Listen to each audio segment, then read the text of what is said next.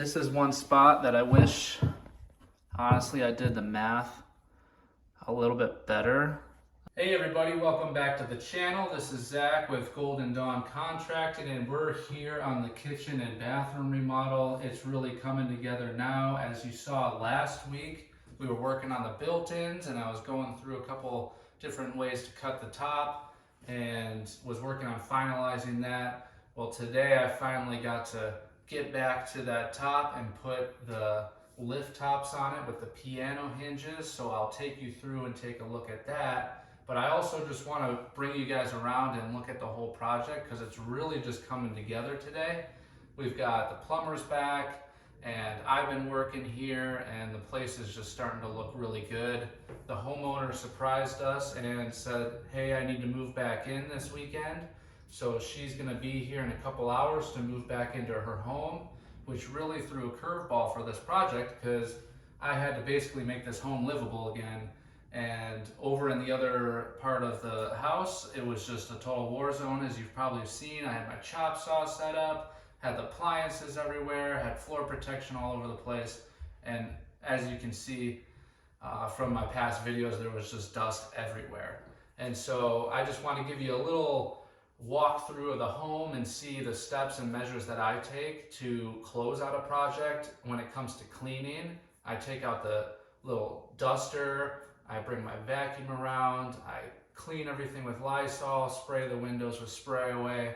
It's a pretty big process, and especially having a homeowner throw a curveball at you that you need to do that part of the process sooner can really mess with the schedule. But that's the business that we're in. If you're willing and wanting to be a general contractor these days, this is going to be your life. You're always going to get a curveball thrown to you almost on a weekly basis. If it's from the clients or your subcontractors or your wife or husband at home, something's always going to come up, and you just got to learn to go down the different path that you didn't have selected for the project that you're working on. You should always have different paths that you can take, plan A's, plan B's, plan C's, and you're gonna have a successful project that way if you're always just planning for the random curveball that's gonna come your way.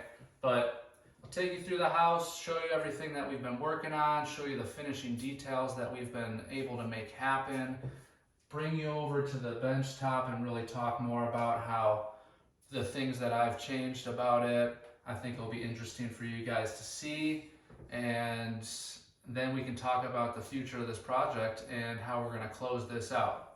All right, everybody, here we go. We're going to go into her dining room. As you probably remember, here we had a big chop saw set up, a bunch of cardboard over the window, had appliances over in that corner, floor protection all over everything, plastic over that door somewhat, and sometimes I did have plastic. And then everything over here was in disarray. The couch was all against that window wall, and there was boxes and a bunch of stuff in here. But as you can see, I went around and I removed the floor protection in this whole room. I kept that rug there this entire time. It was underneath. I put paper and then I put masonite on top to protect the hardwood floor, and it protected this rug as well. But I hung up this light higher to the ceiling. I snipped the zip tie I had in there, cleaned all the globes, vacuumed out this built-in, vacuumed and wiped all these windows and blinds down, and then I came in here, which was a lot of work. I had to vacuum all the couches because there's just residual dust. I had to go and dust down all the different shelving, this fireplace. Actually, I want to talk to you guys about this fireplace for a second. So one great thing about doing really good work and being super communicative with your clients is they're going to want to work with you again. And one thing that she told me is that she said, hey, Zach, I'm thinking about doing this project over here in my room, maybe not anytime soon, but I eventually want to do a built-in bookcase on both sides. She wants to close that window, have some decoration up there, maybe it's paneling, more shelving, I'm not totally sure yet. Maybe we can hang our TV up there, and then probably rebuild this fireplace to have a cool new mantle and probably painted decorative moldings. I'm sure that will spiral into painting the trim work in this room as well, because we've painted basically everything else in her house except for this room. So I'm sure that would be an addition to this project that we're always looking forward to. But that would be a really cool project, I think. I would love to take you guys along, but that, who knows, that could be a year from now. That could be 2 years from now, or it could be never. Sometimes people say things and it doesn't actually pan out. But that's pretty much the extent of the cleaning that I had to do. I told you I ripped up this floor protection. It really did well on protecting this floor. I don't have any damages or anything.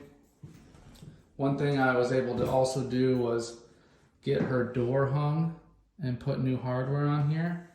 So I had to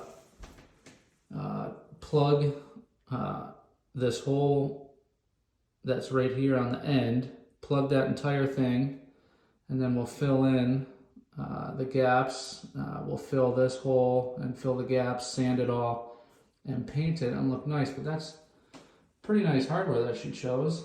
Some glass doorknob. Kind of matches her old doorknobs a little bit, but it doesn't have the brass this time. Then I also had to change this over here, put a new strike plate in and patch that hole, so we'll fill and sand that as well. And put new hinges on here. Got chrome hinges, which looks nice. But as you can see, the plumber was here, got the toilet in finally, and this is what I was talking about. We have a concealed supply line. So as you probably remember from the old videos, the baseboard, I just like notched the base cap where the copper line was, and I didn't mind it so much because I knew we weren't going to use like an escutcheon plate or anything, because this toilet is just totally concealing it. And I kind of like that about this this style toilet. What is it? It's just an American Standard, nothing special, but it's a pretty good look. Easy to clean sides. The homeowner decided to go with this recessed toilet paper holder. It was actually really easy to install, and I think it looks pretty good. Got some other accessories up for her, like her towel bar there. Got the faucet on, everything's working good. And one thing that I had to do in the framing phase of this was see if this faucet could be turned on while I actually opened the medicine cabinet, which that was a goal of mine, and we were able to make that happen. So I'm pretty excited that all my measurements and everything worked out. And the spec sheets weren't lying to me, and so everything worked out on that end. My plumber also came in here and started to do his trim out of the shower area, and we have the mixing valve there, which looks great. But unfortunately, on this wall, it's supposed to be like a bar that has a shower head coming off of it, and then like a wand attachment that you can move up or down and take off and bathe yourself with. And the supply house that supplied us that whole shower bar system, they gave us like a returned item, which we didn't realize until we opened it up, and it was missing parts. I'm gonna actually come over in here and show you what I'm talking about. So this is what the rest of it looks like. There's like this is the shower bar, and this goes on the bar like that. I can show you that better. It sits on it like that. And then the wand actually sits in this hole right here. And you can move this up and down the bar. And this wand attaches to that. And it all looks really nice. I like everything. This is like the diverter. So you can divert it to the wand, to the shower head, or probably both at the same time. But yeah, it's actually missing the part, because this is where the supply line on the tile wall actually feeds in, right in there. And the part that goes in here, they didn't give it to us. So the supplier is just going to give us a whole new kit, which is kind of sweet. I might want to take this kit and retrofit something myself and put it in my own house. That'd be freaking awesome. That's another perk of being a general contractor, is sometimes you'll get free stuff because if something's a little damaged or it's missing a part, and they just send you something new and you can take the leftovers. So I'll probably end up doing that. But anyways, here is the built-in seating area. And as you can see, it's all finished and ready for paint. I think everything turned out great. We got these lift tops, they lift up. This just needs to be sanded and painted. Give you another panned out look at this. Looking pretty sweet. And I don't know, whoever's watched the video before this, you know that I had a weird, funky, like I had this piece come over and return, and then return this way and back around. And I told you that I admitted that I made the measurements wrong, and that I really wished I was able to make this happen, where I miter around the corner. Well, I sat on it for a couple days, and I finally decided, you know what, I need to fix this. And that's exactly what I did. So I ripped this piece out right here, and this one as well. And all I did was I just matched up the point right here, and it was like a 1/4 inch difference. Copied that over here and just basically cut the plywood top, and then put a new piece on here and mitered it. Put both new pieces here and mitered it in the middle there. And once we fill all this and sand it, it's gonna look so good. I'm so glad that I redid that, because like I said, that was the one thing I wasn't happy with. And I sat on it. I'm like, well, you know what? I can fix it right here and right now. Let's just suck it up and do it. And now that I'm looking at this, I'm like, I'm so glad that I did it, because it really just looks so much better. You can't even compare to what it was before in that last video. Go back and check that other video, and you'll be able to see what I'm talking about, because it was just a weird like return thing that wouldn't paint well and look weird. But yeah, it's coming together. I'm so happy to have this finished. We'll paint it, and then she's gonna put like a cushion on top. I'm thinking like we'll maybe Velcro it in some areas so that it's not like sliding off. And then if she ever wants to use these cabinets, just peel it up and open up the cabinets.